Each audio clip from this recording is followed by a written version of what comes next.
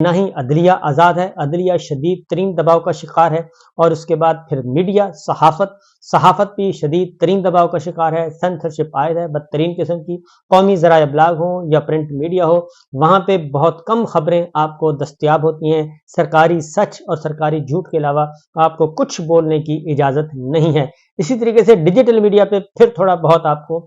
کچھ کافی انفارمیشنز مل جاتی ہیں، لیکن وہاں پہ بھی اب قدغنیں لگائی جا رہی ہیں، اور وہاں پہ بھی بہت سارے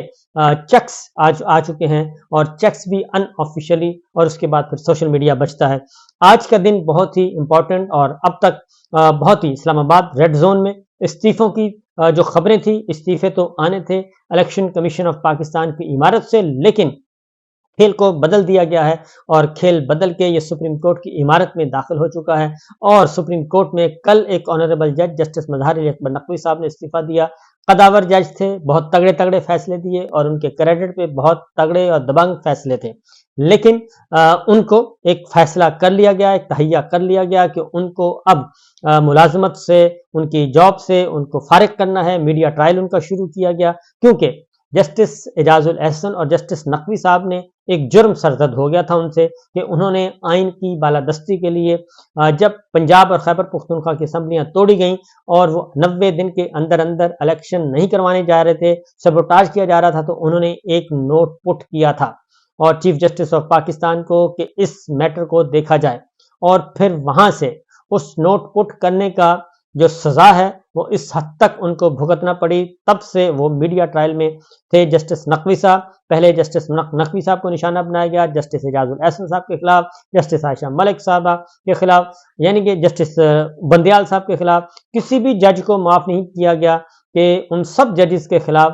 جو ہے وہ کمپلینٹس بھیج دی گئیں، درخواستیں بھیج دی گئیں، اور اس کے بعد میڈیا ٹرائل شروع ہو گیا۔ اور یہ سلسلہ لاہور ہائی کورٹ اور اسلام آباد ہائی کورٹ میں بھی رہا، وہاں پہ بھی آنریبل ججز جسٹس محسن اختر کانی صاحب کے ساتھ بھی یہی کچھ کیا گیا، chief justice Lahore high court Bhatti صاحب کے ساتھ بھی یہی کیا گیا، اور پھر chief justice Peshawar high court Haji Muhammad ابراہیم خان صاحب نے جب یہ سلسلہ شروع کیا، وہ انصاف دینے لگے، تو ان کا بھی میڈیا ٹرائل شروع کر دیا گیا۔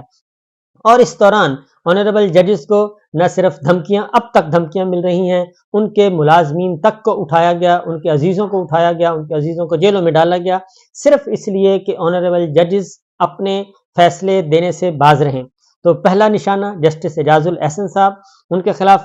جسٹس مظہر علی نقوی صاحب کے خلاف کمپلینٹ آئی، سینئر موسٹ جج جسٹس سردار طارق مسعود صاحب کے خلاف کمپلینٹ آئی، لیکن ایک ہی کمپلینٹ ایک ہی کو دو طریقے سے ڈیل کیا گیا۔ جسٹس نقوی صاحب کے جو آئی تو ان کے جو ان کا کمپلیننٹ تھے ان کو نہیں بلایا گیا، جبکہ جسٹس سردار طارق مسعود صاحب کے خلاف جنہوں نے درخواست فائل کی گئی تھی ان کو بلایا گیا، خاتون تھیں، انہوں نے الزام لگایا، باقاعدہ انہوں نے اپلیکیشن دی کہ انہیں ہراس کیا گیا ہے اور ان کو دھمکایا گیا ہے ڈیورنگ سپریم جوڈیشل کونسل اجلاس میں۔ وہ ابھی تک پینڈنگ معاملہ ہے، لیکن جسٹس نقوی صاحب کے ساتھ معاملے میں بالکل دوسرا رویہ اختیار کیا گیا، اور ان کی کمپلینٹ ختم کر دی گئی، ان کی کمپلینٹ سٹارٹ کر دی گئی، اور اس کے بعد جب جسٹس نقوی صاحب کو یہ بات پتہ چلی کہ ان کو ہر صورت میں فیصلہ کر لیا گیا ہے کہ ان کو نکالنا ہی نکالنا ہے اور ان کے خلاف کارروائی کرنی ہی کرنی ہے، خواہ وہ جتنی بھی صفائیاں دے دیں اس کا کوئی فائدہ نہیں، انہوں نے اوپن کورٹ میں بھی رجوع کیا۔ مخدوم بیرسٹر مخدوم جو تھے انتہائی سیزنڈ ایڈوکیٹ ہیں، انہوں نے ان کا مقدمہ لڑنے کی کوشش کی، ان کو ریلیف نہیں ملا، بالآخر کل جسٹس نقوی صاحب مستعفی ہو گئے۔ ان کے کریڈٹ پہ ان کا جرم سٹارٹ وہیں سے ہوا کہ انہوں نے پنجاب اور خیبر پختونخوا کی جب اسمبلیاں توڑیں تو وہ نوٹ پٹ کیوں کیا، وہاں سے یہ سلسلہ شروع ہوا، وہ لڑائی شروع ہوئی، اور اس کے بعد رانا ثناء اللہ صاحب آ گئے، سب کچھ آ گئے، اور پھر دھمکیوں کا سلسلہ شروع ہوا۔ مریم صاحبہ نے کسی جج کو نہیں معاف کیا، خواہ وہ بندیال صاحب تھے، خواہ وہ اعجاز صاحب تھے، خواہ وہ نقوی صاحب تھے، باقی آنریبل ججز تھے، جسٹس منیب تھے، سب کو رگیدا گیا، اور تمام کا تمام جو ریاستی مشینری، حکومتی مشینری، تمام ادارے، تمام سسٹم خاموش رہا اور اس چیز کو پروموٹ کیا گیا۔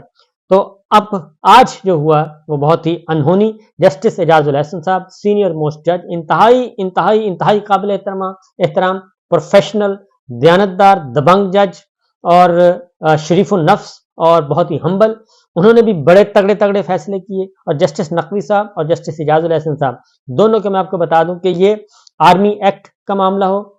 جو سیولینز کا ٹرائل تھا اس مقدمے میں بھی یہ اس بینچ کا حصہ تھے. شہید ارشد شریف کے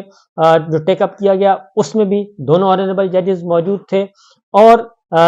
اس کے علاوہ جو آفیشیل سیکرٹ ایکٹ والا قانون تھا، اس لیے یہ بہت بڑے بڑے مقدمات، بڑے بڑے دبنگ مقدمات میں انہوں نے فیصلے دیے اور ڈٹ کر فیصلے دیے، دھمکیاں برداشت کیں اور بڑی بڑی رشوتیں ٹھکرائیں انہوں نے، اور پڑھے لکھے لوگ، فارن کوالیفائڈ. تو آج جسٹس اعجاز الاحسن صاحب نے بھی اپنے عہدے سے استعفیٰ دے دیا.